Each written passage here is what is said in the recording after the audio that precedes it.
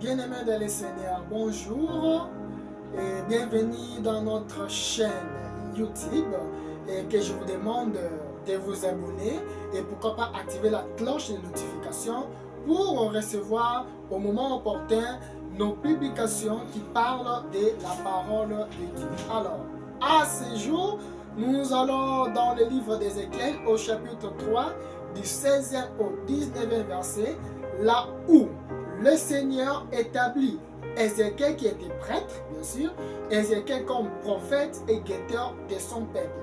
Il s'agit de quel peuple? Il s'agit du peuple d'Israël, bien sûr, parce que nous sommes ici dans l'Ancien Testament.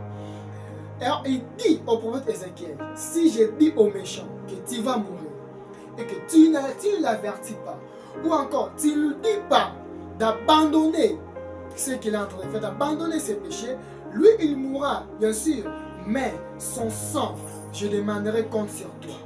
C'est à toi que le Seigneur demandera les comptes des sangs de cette personne qui t'a dit d'avertir, mais que tu n'as pas averti, mais qui est mort dans ses péchés.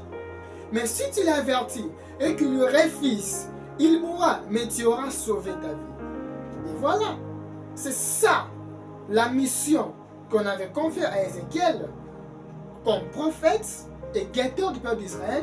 Et cette même mission aussi nous est confiée à nous qui sommes ici sur terre. À nous, à vous et moi, chrétiens, à vous et moi, frères et sœurs. Nous avons cette mission d'être guetteurs de nos proches, d'être guetteurs de nos frères dans nos différentes communautés. Alors, être guetteur ne te donne pas ce courage, ou encore ce droit, ou encore cette autorisation-là d'être juge. Puisque le jugement ne revient qu'à Dieu. Nous n'avons pas le droit de juger. Mais on nous demande d'être guetteurs. Vous vous souvenez, une fois les disciples vont poser la question à Jésus sur l'affaire d'un héritage, et Jésus a posé la question, qui m'a établi comme juge? C'est-à-dire, même le jugement, ce n'était pas à lui de faire ce jugement-là, mais le jugement, c'est à Dieu. Et si lui-même, le Christ, en son temps, a dit, qui m'a établi comme votre juge? Et moi, et vous, qui sommes-nous pour être des juges? Notre ami est dans les péchés. Notre ami a dérouté. Notre ami est allé loin du Seigneur.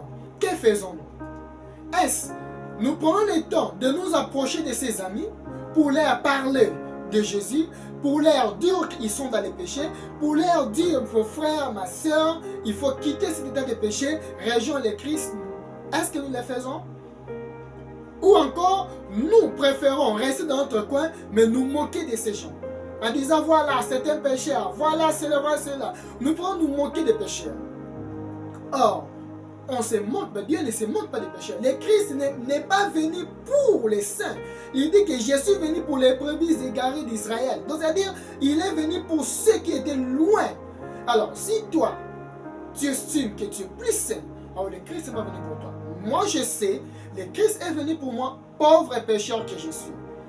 Alors, voilà pourquoi, dans Matthieu 18, 15 à 20, le Christ va encore clarifier cette mission de guetteur. Et il nous donne trois manières de parler à nos frères, trois manières de reprocher nos frères, trois manières de faire en sorte que nos frères quittent l'état de péché. Il dit, si ton frère pêche, la première des choses à faire, c'est de lui dire, de lui parler, de quitter cet état. Si il lui refuse, deuxièmement, le Christ nous dit quoi? Tu prends un ou deux frères avec qui vous serez ensemble, peut-être entre un ou deux, à trois, bien sûr, ou à deux, l'ami ou votre frère peut comprendre, peut chercher à renoncer à cet état. S'il refuse encore, le Seigneur dit, là, il faut l'amener dans la communauté. La communauté, c'est pas dans votre église. Moi, je suis catholique. Ça peut être chez moi, l'église catholique. Ça peut être dans l'église, les pentecôtistes, n'importe quelle église. Mais il faut l'amener dans la communauté. Dans la communauté, il y a les frères et sœurs qui sont là, mais il y a aussi les gens que le Seigneur a oint. C'est-à-dire, il y a les prêtres, il y a les pasteurs qui vont aider ces frères à revenir au Christ ou encore à venir à Christ. Et si toutes ces trois démarches et que les frères n'arrivent toujours pas à se convertir, là, maintenant, en ce temps, le Christ va dire, vous pouvez le considérer comme étant un païen ou encore un biblique. Bien-aimé de le Seigneur, Voilà la mission que le Christ nous donne. Le monde d'aujourd'hui est ce qu'il est. Voilà comment le diable est en train d'envahir ce monde par ses stratégies machiavéliques. Voilà comment les princes de cette terre, voilà comment les tentateurs, les séducteurs, les menteurs est en train de détruire ce monde.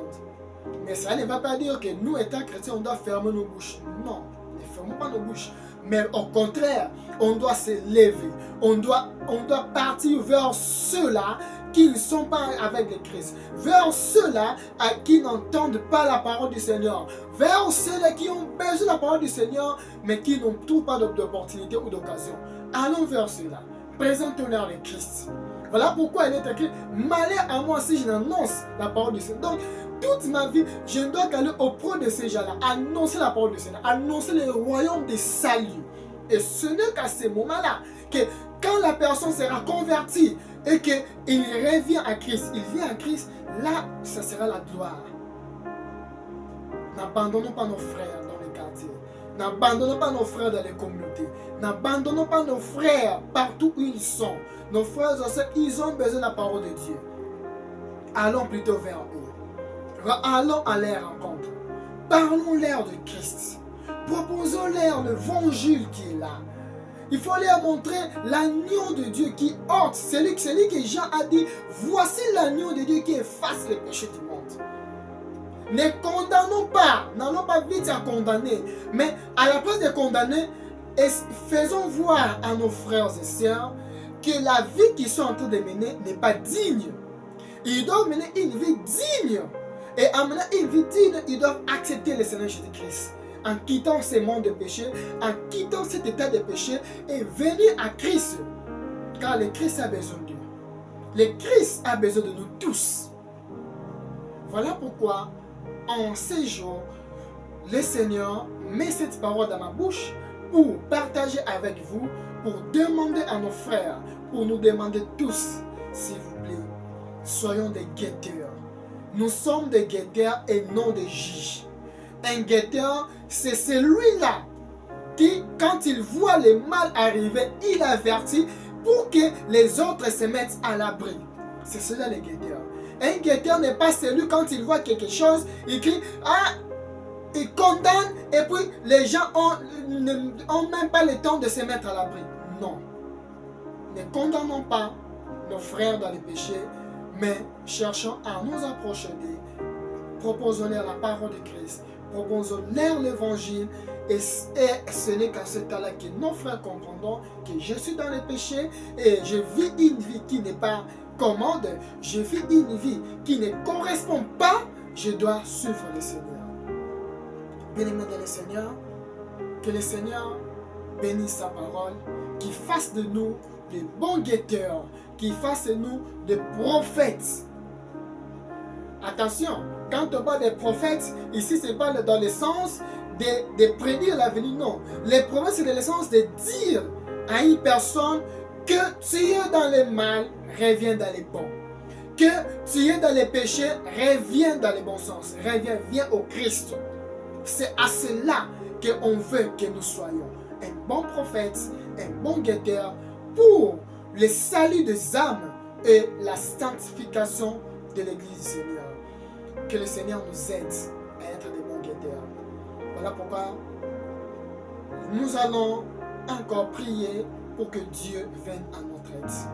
Seigneur Dieu le Père Tout-Puissant, je te confie celui qui m'écoute, ou celui qui m'a écouté, ou celui qui va m'écouter. Seigneur, apprenez-nous à être des bons guetteurs. Apprenez-nous à être des bons prophètes. Apprenez-nous à être ceux qui ne vont pas être là pour juger les autres, mais ceux qui vont être là pour apprendre aux gens qui est le Christ, pour montrer aux gens l'agneau de Dieu qui efface les péchés du monde, pour ramener les brebis égarées au Christ. Seigneur, sois élevé, sois loué. Amen. Que Dieu vous bénisse.